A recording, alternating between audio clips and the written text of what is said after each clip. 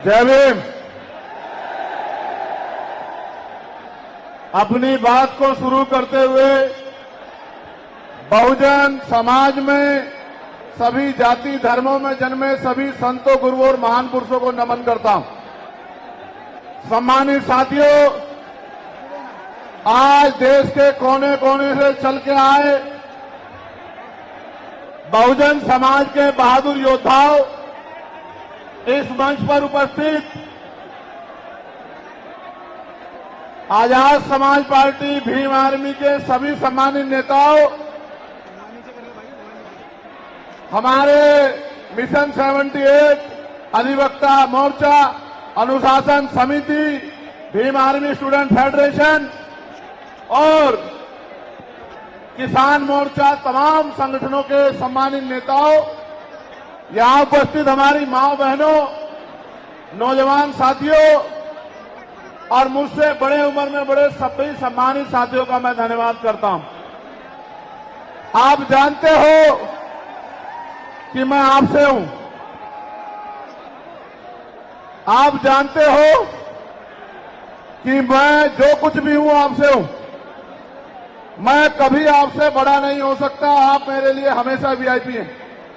जितना सम्मान मैं उस मंच पर बैठे लोगों को करता हूं, उससे ज्यादा सम्मान मैं आपका करता हूं। लेकिन मैं आपसे भी उम्मीद करता हूं,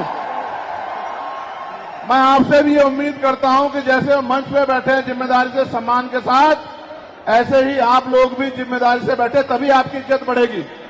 अगर आप इज्जत नहीं बढ़ाना चाहते तो मैं क्या कर सकता हूं बताओ। मेरा तो प्रयास है कि आप इज्जत के साथ आगे बढ़ना सीख जाओ। जब तक आप इज्जत के साथ आगे बढ़ना नहीं सीखोगे, इस देश में आपकी बात मजबूत नहीं होगी। भेड़ बकरियां कभी राज नहीं करती, इतिहास गवाह है। राज योद्धा करते हैं। राजा का आचरण भी राजाओं जैसा होना चाहिए। राजा गुलाटी मारते नहीं घूमते हैं। राजा राजा होते हैं। राजाओं का आचरण जब तक आप में नहीं आएगा, तब तक आप राजा बनने की तरफ नहीं आगे बढ़ोगे। अगर बंदर को राजगद्दी सौंप दी जाए, क्या राज कर सकता है? नहीं कर सकता। राज करने के लिए राज जैसी सोच भी जो है अपने अंदर पैदा करनी पड़ेगी। सम्मानित साथियों, आज का जो आंदोलन था, आप और मैं जानते हैं कि वो हमने रामलीला मैदान में रखा था। कौन से मैदान में? जोर से बताओ। लेकिन रामलीला मैदान के पास हमारे मुस्लिम भाइयों का एक कार्यक्रम होता है जिसको हम लोग चेल्लुम के नाम से जानते हैं। 35-40 हजार की संख्या में वो लोग रोड से निकलते हैं और अपनी जो भी इबादत है उसको पूरा करते हैं। पुलिस प्रशासन का ये मानना था कि भाई पहले से ही वहां व्यवस्था अव्यवस्थित रहेगी, क्योंकि एक बहुत बड़ा आबादी, एक बहुत बड़ी जनसंख्या निकलेगी। अगर आपके लोग भी आ जाएंगे तो नुकसान हो सकता है, कोई टकराव हो सकता है, कहीं कोई आपराधिक तत्व का आदमी झगड़ा करा सकता है। तो आप अगर चाहें तो हम आपको परमिशन दे देंगे, लेकिन अगर आप खुद से मन में रखें और समझदारी दिखाएं तो ये समझौते, ये सम्मान का काम नहीं होगा। मैंने उनकी बात को सुना और मुझे महसूस हुआ कि हम प्रथम और अंत्य भारतीय हैं। हमारी भी भारत के प्रति उतनी जिम्मेदारी है जितनी कि दूसरे व्यक्ति की है। हम भी अपने देश को आगे बढ़ाना चाहते हैं। देश में भी जो हाशिए पे लोग हैं उनको आगे बढ़ाना चाहते हैं। तो हमें किसी भी तरह के अव्यवस्था में ना जाके अपने प्रोग्राम को कहीं और करना चाहिए। मैं जानता हूं कि जितने लोग अंदर हैं उससे 10 गुना लोग बाहर हैं, ग्राउंड में हैं, दिल्ली की सड़कों पे हैं, मैं जानता हूं। लेकिन आप महसूस करो, लाखों लोगों के पहुंचने के बाद भी एक मुझे देख के तो ये लोग उठ जाते हैं, वरना ऐसा नहीं है। अगर एक चींटी के बच्चे को भी कोई बे कह रहा है, देखो आप हमारी ताकत। यह है भीम आर्मी आजाद समाज पार्टी का बल। लेकिन मुझे आपसे बहुत सारी बातें करनी है। मैं अभी दूसरे देश में होकर आया। मैं जब दूसरे देश में गया, मुझे उम्मीद नहीं थी कि इतना प्यार और सम्मान मिलेगा। आप ये देखो, मैं ऑस्ट्रिया गया तो लगभग 10 देश के लोग आए मिलने के लिए। जब मैं इटली गया तो कम से कम 40 देशों के लोग मिलने के लिए आए। हर आदमी ये कहता था कि भैया मैं अपने राष्ट्र की तरफ से, अपने देश की तरफ से, वहां रहने वाले बहुजन समाज के लोगों की तरफ से पैगाम लेके आया हूं कि भाई चंद्रशेखर आजाद हमारे स्टेट में भी आए, हमारी कंट्री में भी पहुंचे और आके अपनी बात को रखें। मैंने उनको कहा कि मैं आपके बीच भविष्य में आऊंगा, लेकिन अभी 11 तारीख को हमारी रैली है, लाखों लाखों की संख्या में हमारे लोग वहां पहुंचेंगे, तो मुझे पहले उनके बीच पहुंचना है, उसके बाद मैं समय निकाल के आऊंगा। उन्होंने मेरी बात को माना और 3 दिन का कार्यक्रम करके मैं फिर आपके बीच आ गया। जब यहां पहुंचा तो पता लगा परमिशन और इस तरह की व्यवस्थाएं खराब हो रही हैं।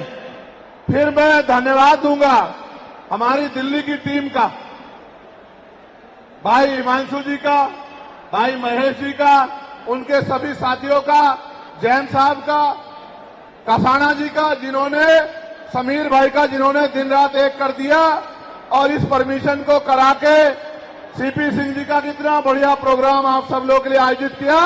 एक बार दोनों हाथ से तालियां बजा के दिल्ली की टीम का स्वागत करें। जब मैं दिल्ली का धन्यवाद कर रहा हूं तो देश भर में जहां से सबसे बड़ी ताकत हमें मिली है, मैं उत्तर प्रदेश की भी पूरी टीम का धन्यवाद करना चाहता हूं, क्योंकि हमारे हर एक आंदोलन में उत्तर प्रदेश अग्रणी रहता है।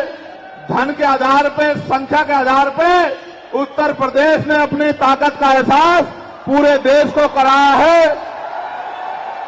तो मैं उत्तर प्रदेश के प्रदेश अध्यक्ष का, वहां हमारे राष्ट्रीय कमेटी के सभी साथियों का, जो राष्ट्रीय कोर कमेटी के लोग रहते हैं, प्रदेश के पदाधिकारियों का, जिला विधानसभा के संगठनों का, हमारे भीम आर्मी के प्रदेश अध्यक्ष जी का, सभी साथियों का भी बहुत बहुत धन्यवाद करता हूं। एक बार इनके लिए भी जोरदार ताली हो जाए।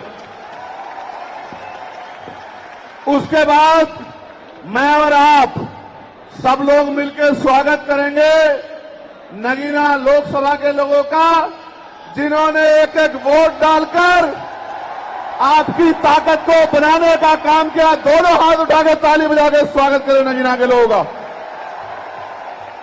नगीना के लोगों का धन्यवाद कर दूं? बताओ, कर दूं या नहीं कर दूं? बताओ, नगीना के लोगों की इज्जत करते हो नहीं करते हो? बताओ, नगीना के लोगों का सम्मान करोगे नहीं करोगे? बताओ, नगीना तुम्हारे दिल में है या नहीं है? बताओ। तो मैं नगीना के साथियों का भी बहुत बहुत धन्यवाद करता हूं। अब आज के जो आयोजक कमेटी है, मैं उनका भी धन्यवाद करता हूं। अब मैं आपसे आग्रह करूंगा कि मुझे आपसे बहुत जरूरी विषय पर बात करनी है। अगर आप बोलते रहेंगे या कोई भी शोर आएगा तो मेरी बात आप लोगों तक नहीं पहुंच पाएगी, इसलिए मैं आपसे आग्रह करूंगा कि आप शांत हो जाएं।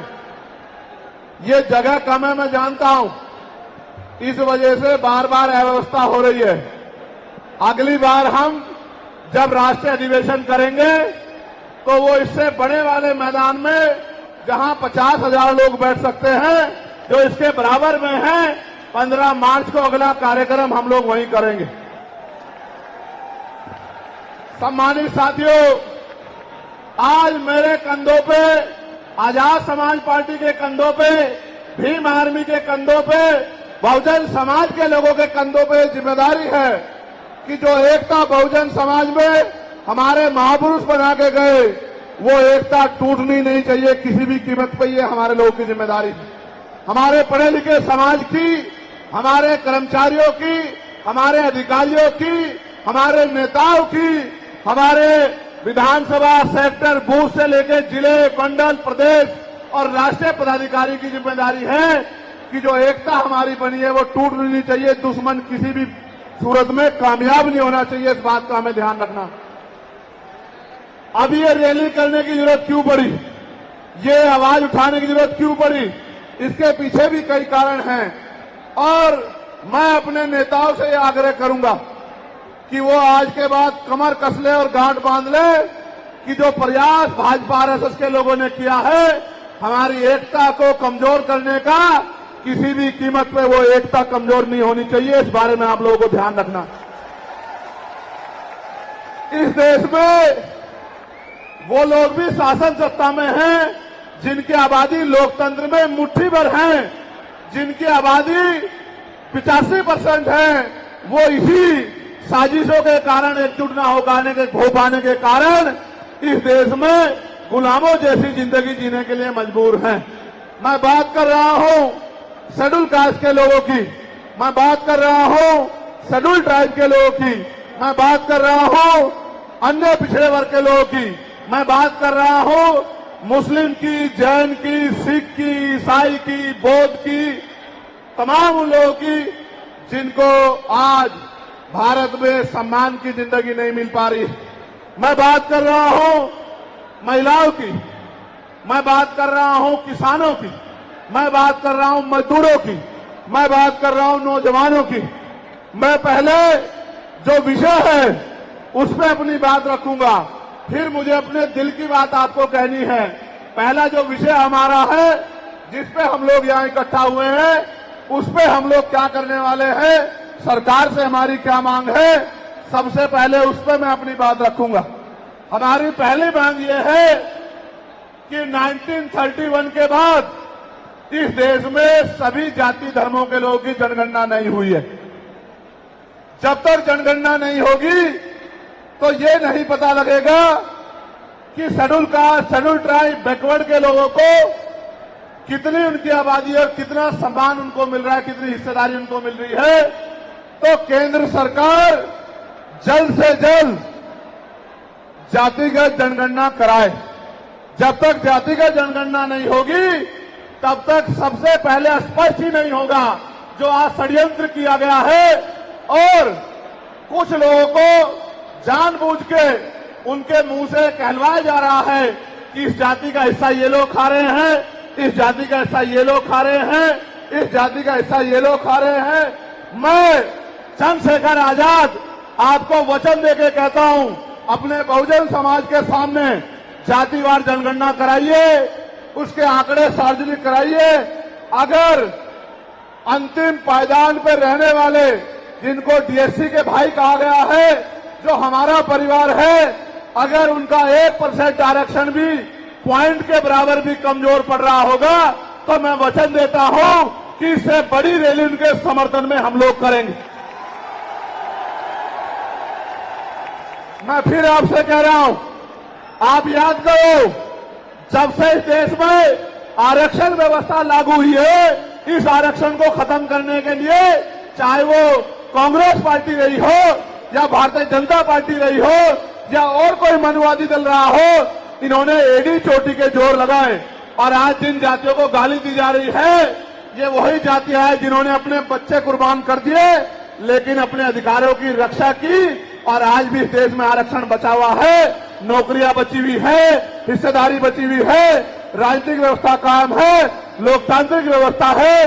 तो धन्यवाद करना चाहिए उन जातियों का जिन्होंने अपने प्राणों का बलिदान दे दिया, लाठी डंडे खाए, गोलियां खाई, लेकिन अपने अधिकारों को छीनने नहीं दिया। सब लोगों को उनका धन्यवाद करना चाहिए। कि schedule caste, schedule tribe, backward के लोगों को कितनी उनकी आबादी और कितना सम्मान उनको मिल रहा है, कितनी हिस्सेदारी उनको मिल रही है। तो केंद्र सरकार जल्द से जल्द जातिगत जनगणना कराए। जब तक जातिगत जनगणना नहीं होगी तब तक सबसे पहले स्पष्ट ही नहीं होगा जो आज षड्यंत्र किया गया है और कुछ लोगों को जानबूझ के उनके मुंह से कहलवाया जा रहा है कि इस जाति का हिस्सा ये लोग खा रहे हैं, इस जाति का हिस्सा ये लोग खा रहे हैं, इस जाति का हिस्सा ये लोग खा रहे हैं। मैं चंद्रशेखर आजाद आपको वचन देके कहता हूं, अपने बहुजन समाज के सामने जातिवार जनगणना कराइए, उसके आंकड़े सार्वजनिक कराइए।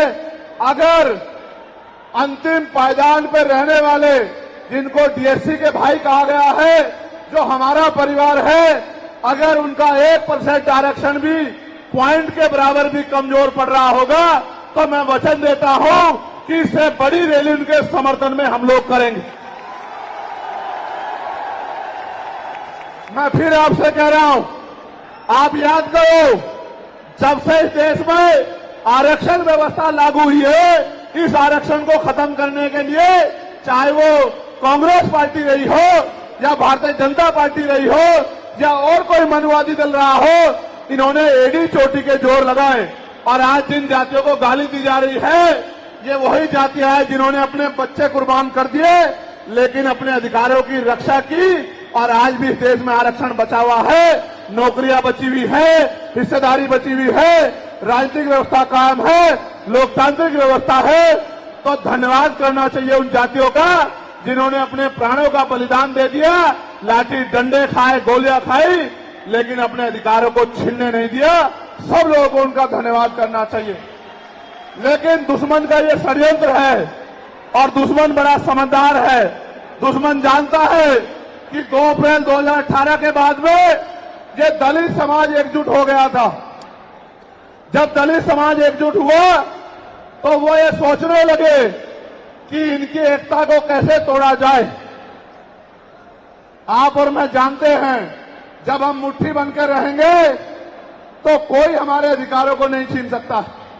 लेकिन जब जब हम बट जाएंगे, एक उदाहरण के तौर पे बताता हूं, अगर आप झाड़ू की सिक्कों को इकट्ठा कर दोगे, वो सिक्के जो हैं एकजुट हो जाएंगे, उनको बांध दिया जाएगा तो वो सारा कचरा साफ कर देंगे। लेकिन अगर वो जो सिक्के होते हैं, अगर आपने उनको अलग अलग कर दिया तो वो कचरा साफ नहीं कर पाएंगे, वो खुद कचरा बन जाएंगे, उनकी कोई हैसियत नहीं बनेगी।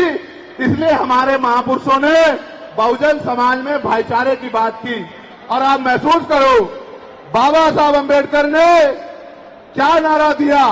शिक्षित बनो, संगठित रहो और संघर्ष करो।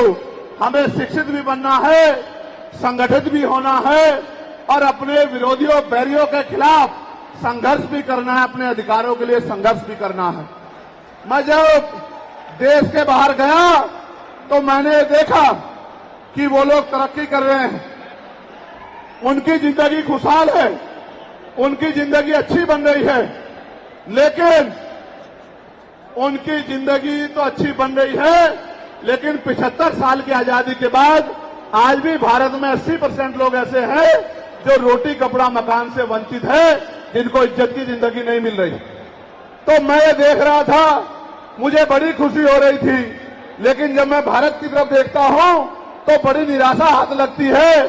फिर ये महसूस करता हूं कि आज जो कुछ हमारे पास है वो हमारे महान पुरुषों की संघर्ष की वजह से है।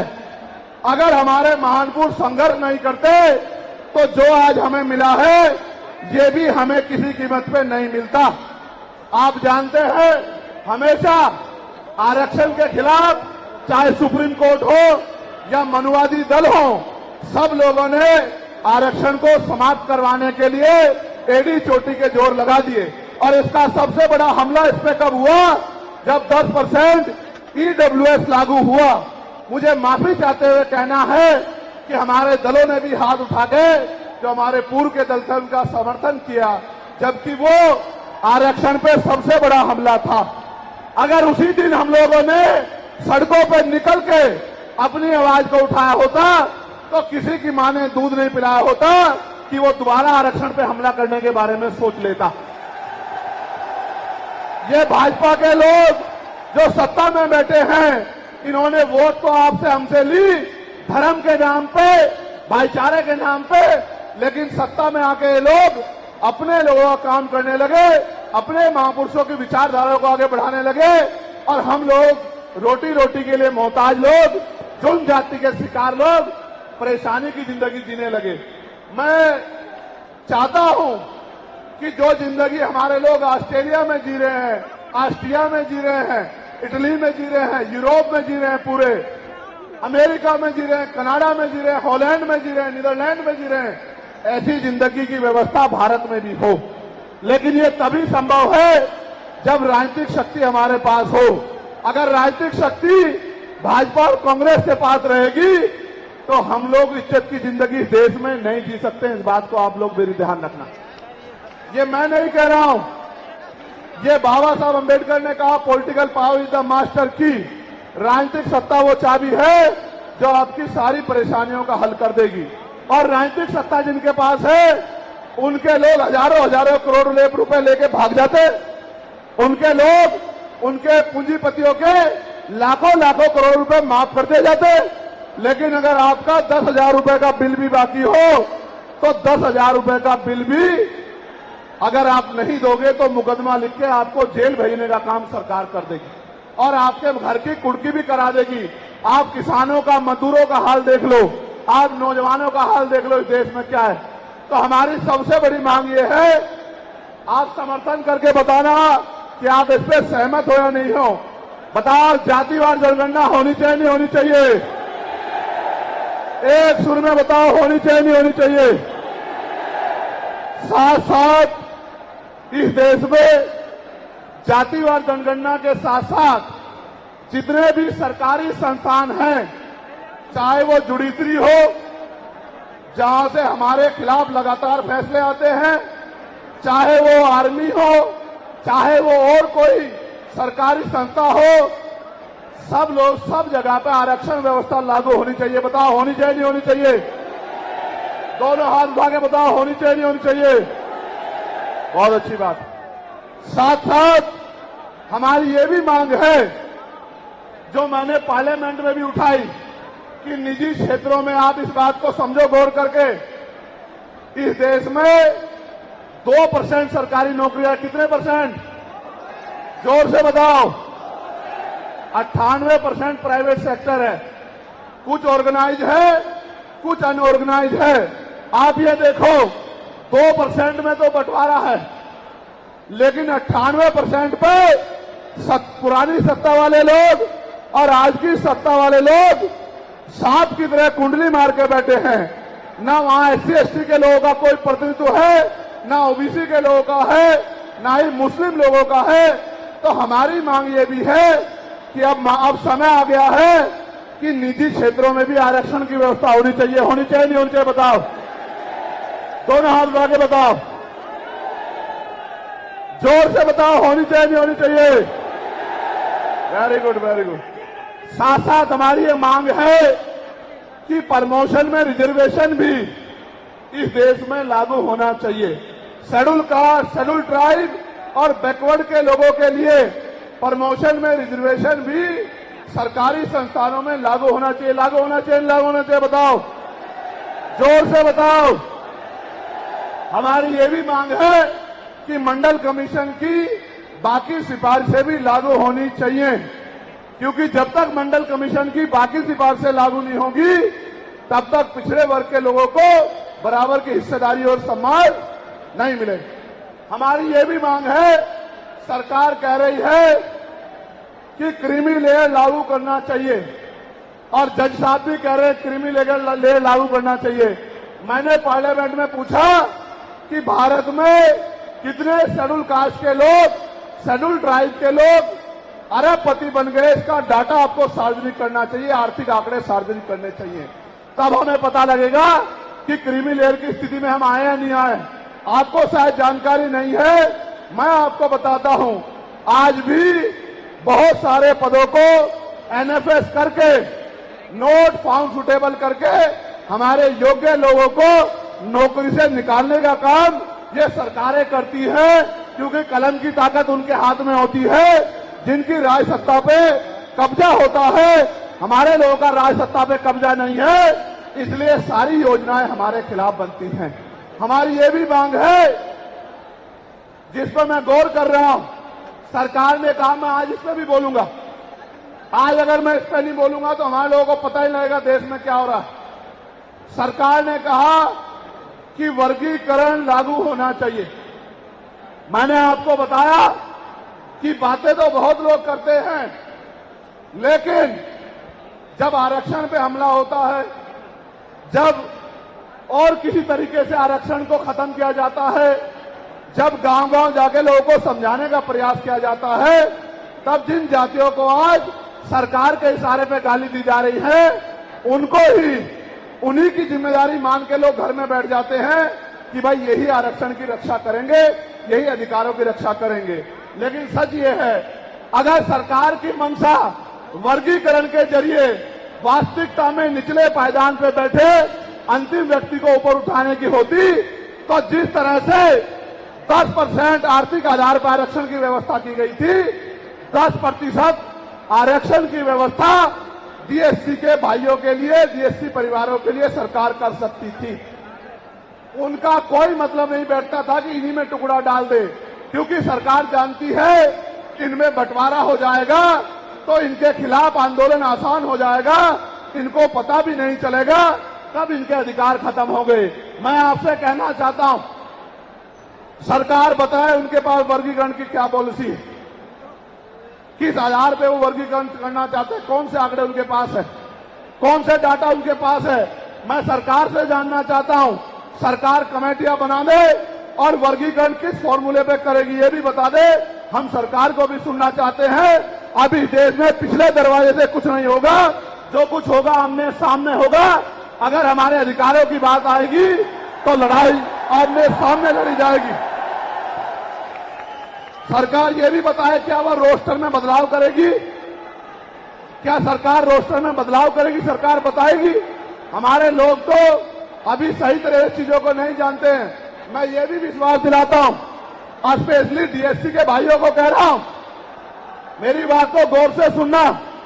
स्पेशली डीएससी के भाइयों को कह रहा हूं, उन जातियों को जो लोग आंदोलन कर रहे हैं, आपको एहसास नहीं है, जब देने की बारी आएगी हम बताएंगे अपने भाइयों को किस तरह से आगे बढ़ाया जाता है, किस तरह से उनकी हिस्सेदारी दी जाती है। अभी तो हम पे देने कुछ है ही नहीं।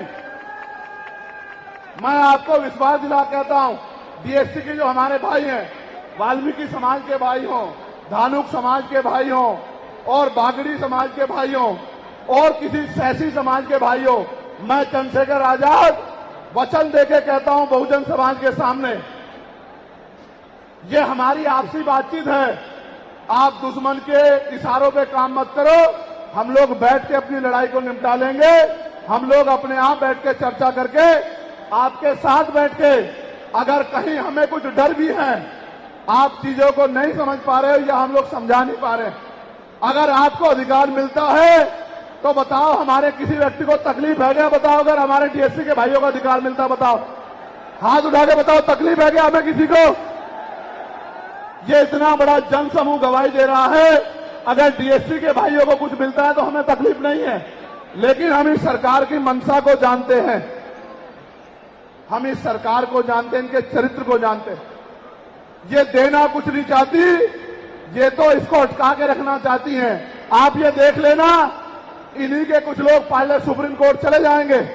जैसे उदाहरण के तौर पे गौर करो, 69,000 शिक्षक भर्ती में सरकार ने 20,000 पदों पे घोटाला किया। हम लोगों ने आंदोलन किया तो सरकार ने 6,800 नियुक्ति की लिस्ट जारी की। फिर अपने लोगों को हाईकोर्ट भेज के उस पर रोक लगवा दी। फिर हाईकोर्ट पे फिर हमारे लोग लड़े तो उन्होंने कहा दोबारा लिस्ट जारी करो, इनको अधिकार मिलना चाहिए। तो वोट लेने के लिए हमारे लोगों के सामने कहा कि भाई मिलना चाहिए, हम समर्थन करते हैं। लेकिन अपने लोगों को सुप्रीम कोर्ट भेज दिया और सुप्रीम कोर्ट में इनके बैठे जजों ने फिर से उस पर रोक लगा दी। इसलिए हमें इनकी नीयत पे शक होता है। मुझे डर ये भी है, अगर ये अधिकार स्टेट गवर्नमेंट को दे दिए गए तो ये कॉन्स्टिट्यूशन का तो बहुत बड़ा वॉयलेशन होगा ही, 340 का, 341 का, लेकिन AB का। लेकिन सबसे बड़ा खतरा ये है कि कल जो सरकार सत्ता में आएगी वो किसी भी अन्य जाति के लोगों को शेड्यूल कास्ट में उनको शामिल करके आपके पूरे अधिकार को छीन-बीन कर सकती है। अगर ये पावर स्टेट को मिल गई हमें सरकार की मंशा पे सिर्फ शक है। हमने ये भी मांग की, आपको याद होगा, यूपी के साथी हमारे जानते हैं, हमने 2 साल पहले, पौने 2 साल पहले मांग की थी कि जो 52% ओबीसी हैं उनको 27% रिजर्वेशन सुप्रीम कोर्ट के लोगों ने दिया, आबादी से आधा। सुप्रीम कोर्ट ने मंडल कमीशन की रिपोर्ट के बाद ना चाहते हुए सरकार ने कर दिया, तो सुप्रीम कोर्ट ने अपने तरीके से रोक लगा के 27% दिया। हमने मांग की पौने 2 साल पहले यूपी में गोरखपुर में पीसी करके कि ओबीसी की आबादी तो 52% ही है, तो 15%, 27% से अलग 15% आरक्षण की व्यवस्था अलग से अति पिछड़ी जातियों को करानी चाहिए। मांग हमने पौने 2 साल पहले उत्तर प्रदेश में उठाई थी। उसके बाद उसी दिन हमने मांग उठाई, क्योंकि हमने नैतिक चरित्र है। हम बाबा साहब अम्बेडकर को, मान्यवर काशीराम साहब को अपना नेता मानते हैं, हम ज्योतिबा फूले साहू जी महाराज को अपना नेता मानते हैं। हमने मांग उठाई थी, हम मामला रामसू वर्मा और सर छोटू राम को अपना नेता मानते हैं, हम चौधरी महाराज सिंह भारती को अपना नेता मानते हैं, हम कोतवाल धन सिंह गुर्जर को अपना नेता मानते हैं। हमने मांग उठाई थी कि भाई हमारी आबादी बढ़ रही है, 2011 के बाद जनगणना नहीं हुई और जो जनगणना हुई उसके आंकड़े जारी नहीं हुए, इसलिए हम लोग मांग करते हैं कि जिन जातियों को अवसर नहीं मिले पहले तो उनको तैयार किया जाए और फिर उनको 5% अतिरिक्त आरक्षण शेड्यूल कास्ट में 15% अतिरिक्त देकर उनको मुख्य धारा में लाया जाए। जब हम 2 साल पहले इसकी मांग कर रहे हैं तो हम डीएससी के भाइयों के विरोधी कैसे हो सकते हैं, आप लोग बताओ। तब तो वो आंदोलन भी नहीं चला रहे थे, हम तो आंदोलन चला के मांग कर रहे थे कि मिलना चाहिए, मिलना चाहिए। लेकिन मैं आज भी कहता हूं, हमारी ये मांग है कि अब समय आ गया देश में कि आरक्षण की सीमा बढ़ाई जानी चाहिए, आरक्षण की कैप खत्म की जानी चाहिए और 100% रिजर्वेशन इस देश में लागू होना चाहिए। जिसकी जितनी संख्या भारी उसकी उतनी हिस्सेदारी का लाभ उनको मिलना चाहिए। आप फिर कह रहा हूं, जातिगत जनगणना कराओ और 100% आरक्षण करो। मैं तो स्वर्ण जातियों का सबसे बड़ा हितैषी हूं, उनको 10% आरक्षण क्यों दे रहे हो? मेरी ये मांग है, मैं तो अपने लोगों के आरक्षण में से भी उनके लिए मांग करता हूं। उनकी आबादी तो 15% भी नहीं है। मैं ये कहता हूं कि उनका अलग से ब्लॉक बना के उनको 20% आरक्षण सरकार को देना चाहिए और 80% आरक्षण को एससी, एसटी, ओबीसी के लिए फ्री कर देना चाहिए। जबकि काशीराम साहब तो 85% की बात करते थे, लेकिन मैं समझता हूं कि उनमें भी लोग गरीब हैं, इसलिए मैं उनका 5% और बढ़ा रहा हूं। लेकिन पहले देश को ये तो बता दो, जातिगत जनगणना करा के, कि भाई अभी तक उनका प्रतिनिधित्व कितना है, अभी तक उनकी सरकारी नौकरियों में हिस्सेदारी कितनी है और कितनी कमी उनकी है जो आपने 10% उनको दे दिया। आज हम लोग एक और मांग भी उठाते हैं कि कास्ट का आरक्षण बढ़ा के उसकी संख्या के आधार पे 25% करना चाहिए। बताओ सहमत हो नहीं सहमत हो? जोर से हाथ उठा के, दोनों हाथ उठा के बताओ सहमत हो नहीं सहमत हो? तो ये हमारी वो मांगे हैं जिनके लिए आज हम लोग यहां इकट्ठा हुए हैं। और हम इकट्ठा नहीं हुए आज तो मजबूरी या अपने देश से प्यार था कि हमने अपने आंदोलन को बदलाव कर लिया। अगली बार अधिवेशन तो होगा इंदौर में, लेकिन जब तो इस बार एक और बड़ा आंदोलन रामलीला मैदान में, और रामलीला मैदान से अपनी ही पार्लियामेंट का घेराव करके अपनी मांगों को उठाने के लिए हम लोग करेंगे। बताओ मदद करोगे नहीं करोगे?